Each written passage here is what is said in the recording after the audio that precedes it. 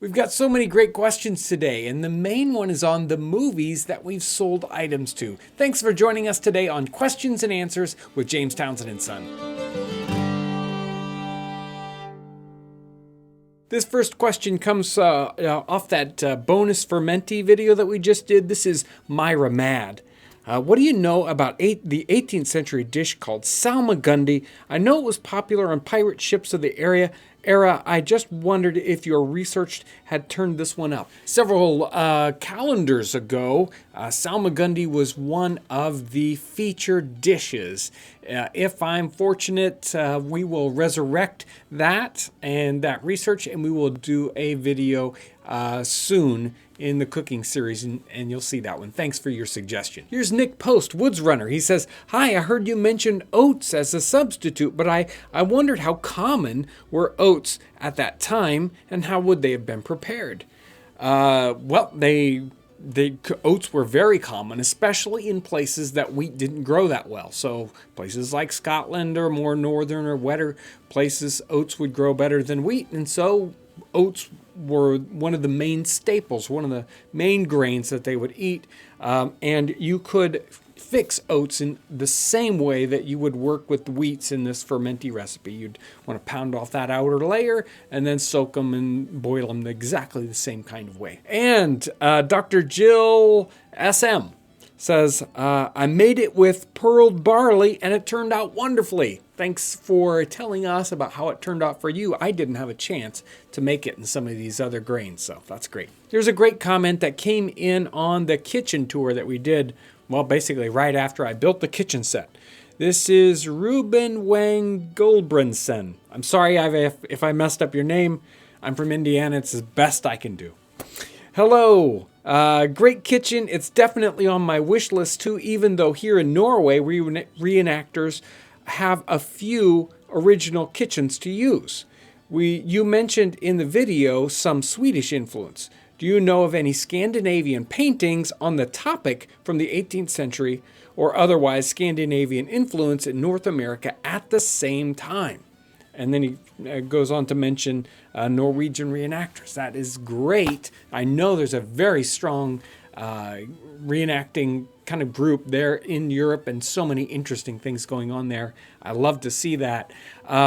As for the paintings that reference that, if you search Raised Hearth in the siftingthepast.com blog, you will get a couple of paintings that specifically have raised hearths. One is Pierre Hillstrom's painting. It was like the first one I put up. Very nice painting of a lady cooking at a raised hearth. And there are some several other ones, German ones, a Swiss one. So there's some very interesting paintings from the 18th century and earlier that show raised hearths in that Northern European context. Here's a question that came in from Y Tiger.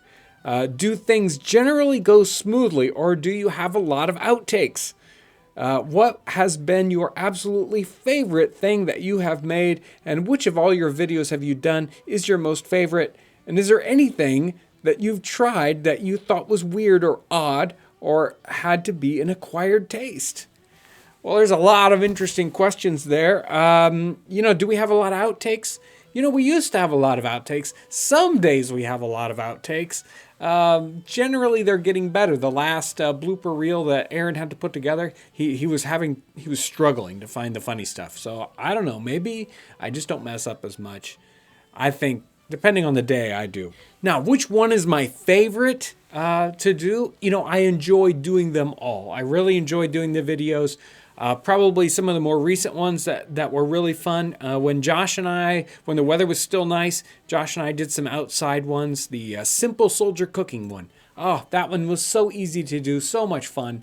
Whenever we're out in the field, it's an interesting challenge, but usually comes up with very interesting videos. So that's probably one of my favorite ones.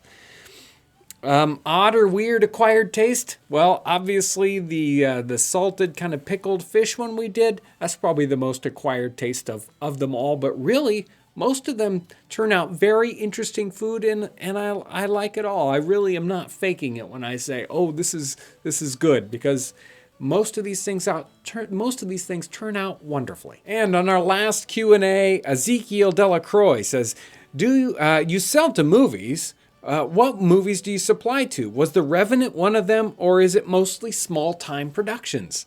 Over the years, we have sold to lots and lots of movies, and sometimes we just sell a little bit of stuff, and other times we'll sell, a good bit more. Some of the older movies that we've sold to: Last of the Mohicans, Interview with a Vampire, I know, Glory, Little Women, The Quick and the Dead, Zorro, The 13th Warrior, Amistad, The Alamo, all the Pirates of the Caribbean movies, from the first one up to the most recent one.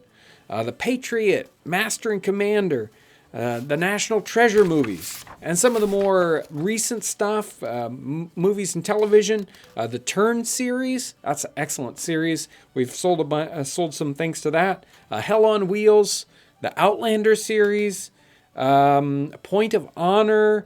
We definitely sold stuff to The Revenant. Sleepy Hollow, Lies and Legends, Into the West.